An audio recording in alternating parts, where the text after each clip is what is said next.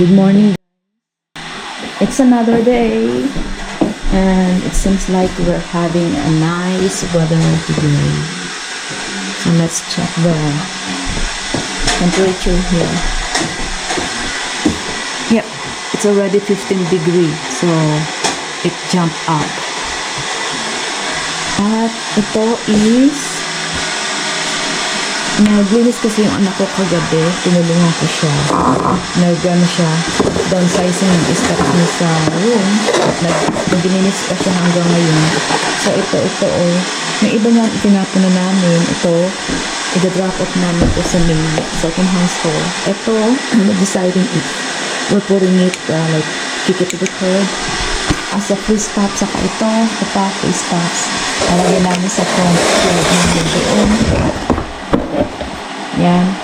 At kagabi kasi pati yung yung scooter ng anak ko nilabas ko kagabi, binalik ng asawa ko kasi kailangan pala meron sa inyo free stop kasi kahit nandoon siya sa may harap ng bahay, kung wala siyang ganyan free stop, hindi ko kunin ng mga kabataan. Kasi na muna ako ng lemon.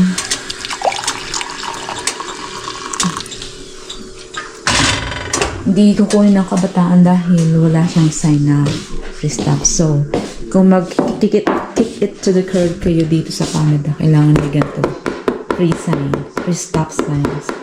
So, yeah. Gaya na sinabi ko, ang daming yan. Ilang, I think 3 to. Yung 2 bag na ganyan, pinatapon ko na kasi useless na ipamigay sa second-hand store. So, yep. Tulog pa yung anak ko at already 12:02. Gigisingin ko na yan maya-maya dahil continuation yung paglilinis niya sa kanyang room. Asawa ko nasa ano pa.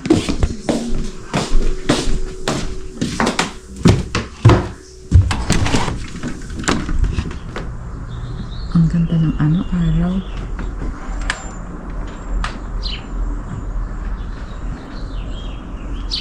The nest is still there. On the tree? The what? The nest? Nest. Bird nest. It's still up there. Why is it outside light on? I would like to see that. Oh, sure.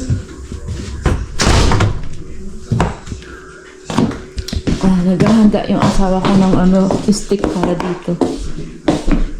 Tignan natin yung nest. Yung nest doon ng ibon, nakita ng asawa at anak ng asawa ko na humahabi yung ibon ng nest. So, tignan niyo po yung aking attire for today. So, nandito yung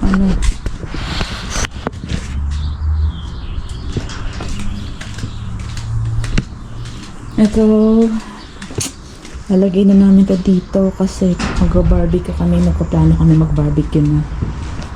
Oops. Saan ba? It's gone? Oh no, it's up here. Yeah, it's, ayun no, nakita niyo ba ang nest?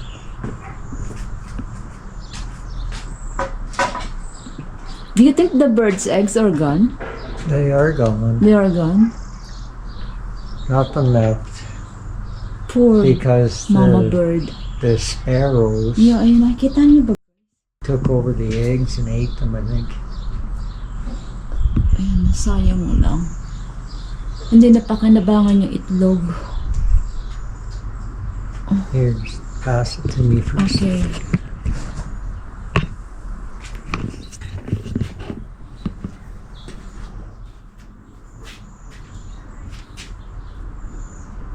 You can see right there. Mm-hmm. Just to make sure that I'm showing the right one. It's right there. Okay. Okay. Ito tinanggal namin to. Kasi nahihirapan yung asawa ko unscrew and then screw ulit babalik kapag sa summer. Tapos nag-winter.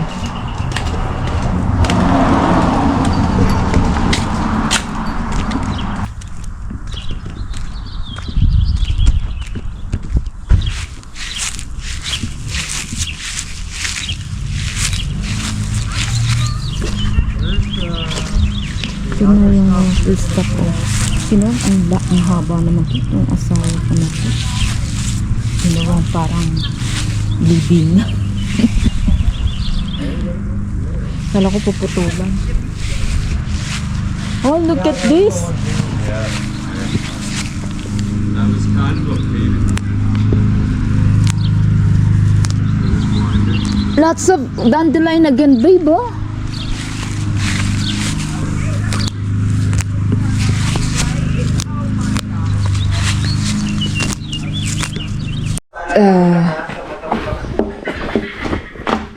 Take this out and then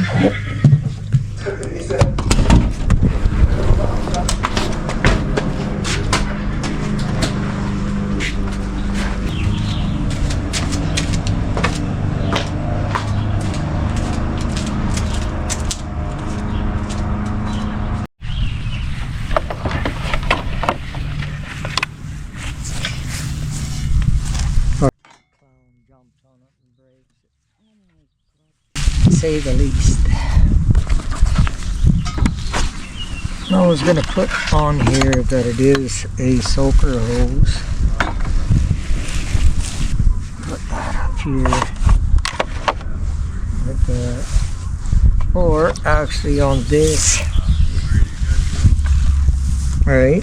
yeah, exactly. So they know that it's together. Yep, that's good. And this one is, you need to put it on top here because that's part of it, right? No, it is not. Oh, it's It not? is separate. Oh, okay. All together separate. But I want to put a tag on that, say it's a soaker hose. I need to get the red buckets and then pull this dandelion here. Yeah, I know. Like I said, I pulled them all yesterday. And then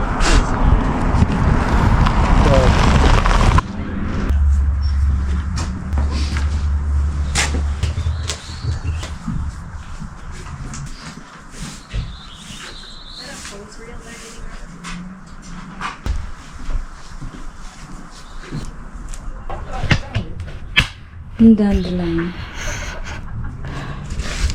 Pamimigay na rin yata ito.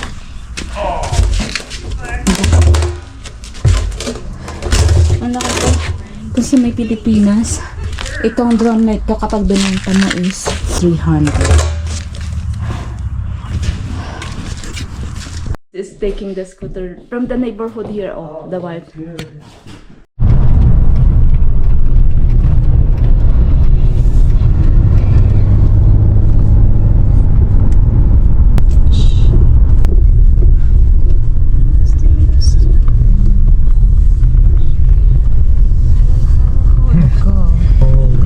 Drop off namin dito yung aming mga pinagmamaang damit na hindi na kailangan.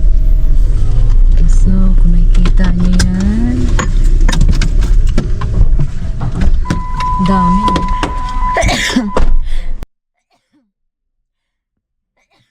Last me.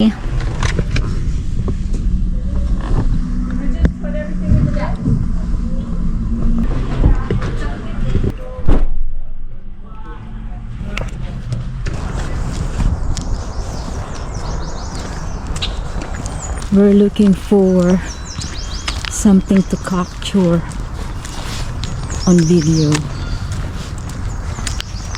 like animals. Any kind of animals is fine with me. we have waterfowl, baby geese. It seems like it's a new chapter of life when you see the trees are coming to lives.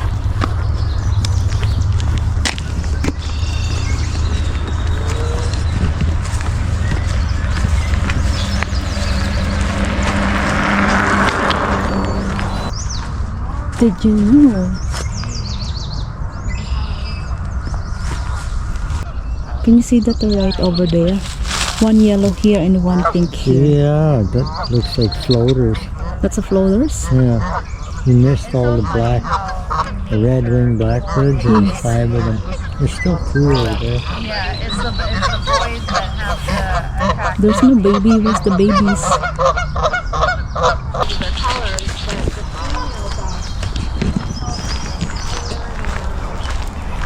Oh, she's saying the same thing. What? Can't tell the difference between a female male goose. Yeah. And you were saying the same thing. Yeah. There was 5 of them back there. Yeah. Trying to get you to turn your camera. This guy, Yeah. The camera is on. It's rolling. he's right up top. Oh yeah. Oh my god. I was looking up the sky. It's here. Oh, cow. Looks like a baby. Ah, yes. It looks like there's a nest. Ang kita niyo ba yun, guys? Ayun, oh. Ayun, Wow. oh. Sa Smallest puno na. red-winged blackbird I've ever seen.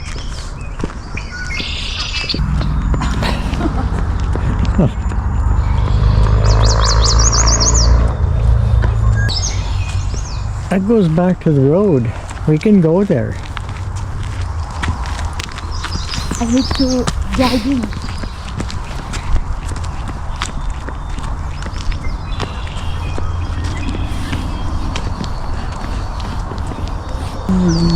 This is the perfect place for the people that are looking for a calm, quiet, tranquil scenery, right? Magmuni-muni.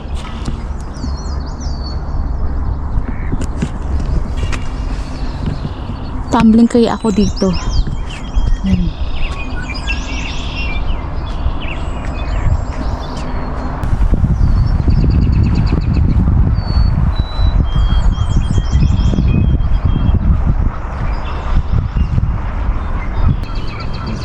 Okay, let's go back. Diba? Ini-enjoy na nila yung pagkakataon na it is a nice weather today. So look, there's a lots of people here. See? Nag-enjoy sila pero karamihan is immigrant. Like, sarap lang maglakad. You know, parang ano lang.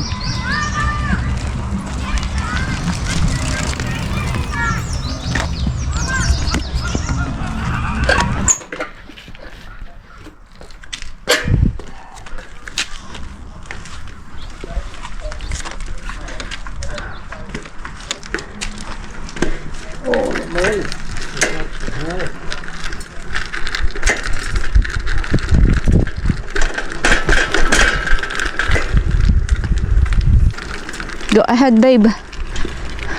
Ayan. Papasyal ko kayo sa pamamagitan nitong aking video. So, kapag ka-summer dito, ito yung pinakahahantay ko. Naririnig nyo ba ako?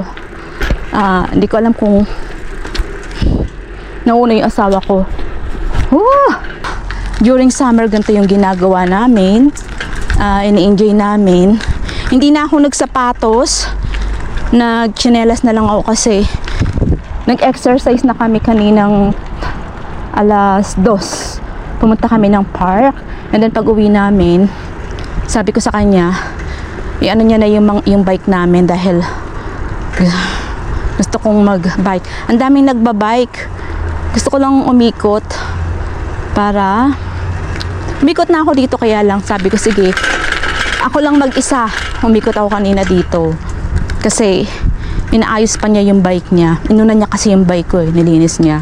Sabi ko sa kanya na matapos, let's bike together. Of course, may helmet din ako. Hindi niya nakikita. Pero hindi ko napakikita yung tsura ko kasi mas bet kong ipakita yung yung tsura dito. Dito lang ang kinaganda dito sa may Canada kasi kapag na siya, summer na siya, kung ayaw nyong talagang magbigay ng effort ng pag-exercise, lalo kapag wala kayong pera at hindi kayo makapag-register sa gym. Ako, hindi ko na kailangan yung gym. Sa bahay, yun ang ginagawa ko everyday. Dati nga 40 minutes ang exercise ko everyday. Ngayon nag-minimize ako. Ginawa ko is every other day 20 to 25 minutes na lang. At kung sa mga tao nga na hindi mahilig bigay ng effort sa pag-exercise dahil nakakapagod naman talaga, lalo kapag busy ka, biking, yung ganito, pwede na dito sa Canada. Kasi, alam nyo, yung asawa ko hinihintay ako. yung ganitong pagbabike, ano to eh, good exercise to para sa mga, alam nyo ba, yung ganyan.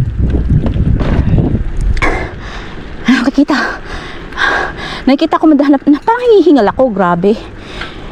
Hindi lang mga bata dito yung karaniwang nakikita ko nagbabike. May mga matatanda as in kasing tanda ng asawa ko. Tapos may mga 25, may kasing edad ko. Yan. Pero kailangan pa nagbabike kayo. Kailangan maingat kayo. Titignan niyo yung kaliwa kanan. Although yung mga drivers dito is maingat, saka laging nagbibigay ng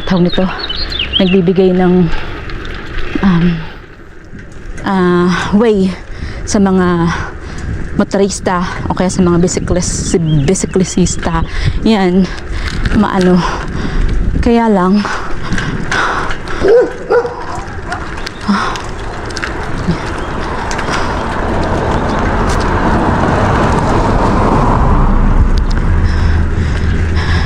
maingat sila, kaya kailangan maingat din yung pag-aano ninyo kasi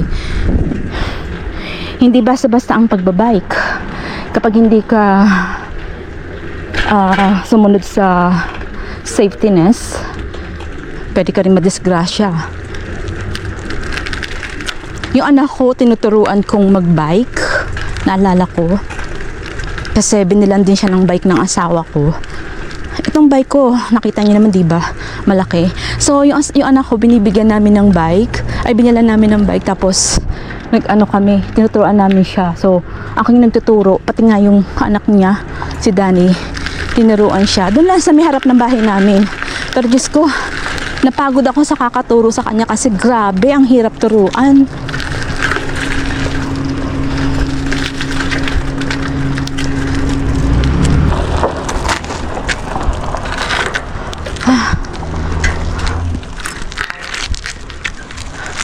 Tinan nyo, nakita nyo yun?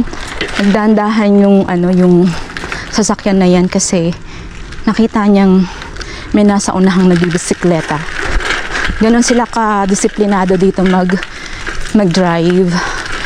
Pero hindi ko lang alam bakit ang dami nangyayaring aksidente dito sa lugar namin. Hindi ko alam kung bara-bara yung ibang mga drivers o hindi ko alam.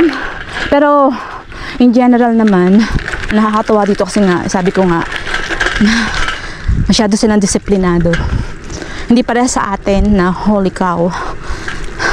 Wala na, bumper to bumper na nga tayo. Tapos may init pa mga ulo ng mga ibang drivers na kapag kailangan ka nagmamadali, grabe, hindi lang busin na iaabutin mo, kundi minsan may away pa sa may kalsada. Saka dito, ang karamihan dito, kapag ka nag-uumpisa silang magbisikleta, tinataon nila ng palubog na yung araw. Kunyari, halimbawa, pagdating ng 5 o'clock, kasi yung 5 o'clock dito ng pahapon na, paggabi na, yun yung pinaka cool yung panahon, nag-slow down yung init. Tapos hindi na, kita nyo ba yan? Diba? Hindi masyadong mainit. And then, maaano mo talaga na may enjoy mo yung pagbabike mo kasi hindi masakit sa balat. And then, hindi ka masisilaw sa sinag ng araw. And then, yung hangin, mild lang, hindi malamig. Yun lang. Tsaka pagka ganitong hapon, alas 5 ng hapon, doon sila nag-uumpisang declutter or mag-organize ng kanilang front yard or kanilang backyard.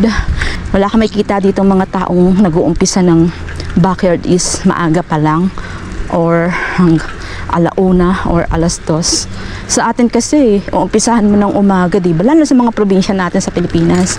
Uumpisahan mo ng maaga, matatapos siya ng ano na, ng gabi na.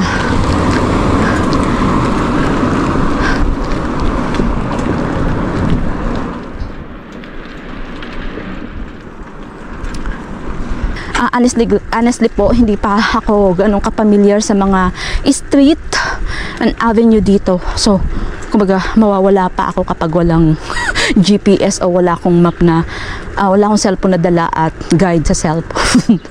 Oo po, ganun ako. So, malakas ang loob ko magganito kahit na malayo ang ikutin namin kapag kasama ko yung asawa ko. Pero pag hindi, ay, pupulutin ako ng asawa ko sa malayo dahil di ko na alam kung saan ako babalik. Andito na kami. So, nasa 42nd Avenue na kami. We're on the 42nd Avenue. And then, let's turn to the right. And our house is block away. There. See? Ganun lang. Hindi ko alam kung saan kami umikot ang asawa ko. Gaya na sinabi ko, hindi ko ikot lang ng 2 blocks or 3 blocks ito galing sa bahay namin. Maliligaw na ako dahil hindi ko talaga kabisado. Sabi niya sa akin, mag-aral daw ako mag-drive ng sasakyan. Sabi ko, yoko nga. Sabi ko kasi tanga ako sa east, west, and then east, west, and south, and alam ko yung east, west, south, and north. Pero kung actual na paaanihin nyo sa akin kung nasan yung east, kahit saan, kasi sa akin pag dito, east na sa akin yan, pero hindi siya east. Kung saan ako kung saan ako naka-point, yung ano ko kung saan naka-point, sa akin parang ano na yan, east na yan. So, nagtatawanan niya ako sabi niya sa akin, hindi ganun.